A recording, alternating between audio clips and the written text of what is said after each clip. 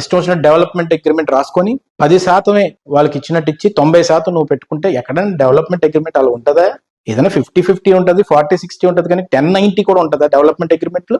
అలాంటి పెద్ద పెద్ద రాణి కుటుంబాలను కూడా నువ్వు కూర్చోబెట్టి బెదిరించే వైనాలు మర్చిపోయావు అనుకుంటున్నావా? మా కుటుంబాలను బెదిరించడానికి నువ్వేమో అధికారులను పంపిస్తావు, గోడల పగలు కొట్టిస్తావు, ఇంట్లో ఉండే వాళ్ళని 3 గంటలకి 2 గంటలకు నువ్వు ఇన్ఛార్జ్ షిప్ తోటి ఒక్కొక్కరిని బెదిరించి వాళ్ళు ఎవరైతే పనులు చేశారో వాళ్ళందరికీ కూడా నీకు జేసీ ప్రమోషన్లు ఇస్తా, కలెక్టర్ ప్రమోషన్ ఇస్తానని చెప్పి ఈ రోజు బెదిరించి ఏదో సునకానందం పొందేవే, నీకు టైం స్టార్ట్ అయిపోయింది. నేను చెప్తున్నాను, రాసుకో. నువ్వు ఎప్పుడైతే జుట్టుకు సరిగ్గా కలర్ వేసుకోకుండా మొత్తం తల ఎంటుకలతో ఈ రోజు ప్రెస్ మీట్ పెట్టినప్పుడే నీ టెన్షన్ మొదలైపోయిందని అర్థమైపోయింది నాకు. ఎప్పటి నుంచో నీ బతుకు అలాగే ఉంటది. నువ్వు ఏదో ఢిల్లీలో కూర్చొని పవర్ బ్రోకరిజం చేసేస్తావని అనుకుంటున్నావేమో. మళ్ళీ నీ పేరు సైరా అంటాను నీ మొహానికి. నేను ఒకటి చెప్తాను నీకు, ఒకటి ఏంటంటే, అది ఉత్తరాంధ్రలో ఉద్యమ స్థాయిలో ముందుకొచ్చిన నాయకులు ఎంతో మంది ఉంటారు. వాళ్ళ జీవితాలతో ఆడుకుందాం అని నువ్వు అనుకున్నావే, వాళ్ళు ఎన్ని కూడా నీకు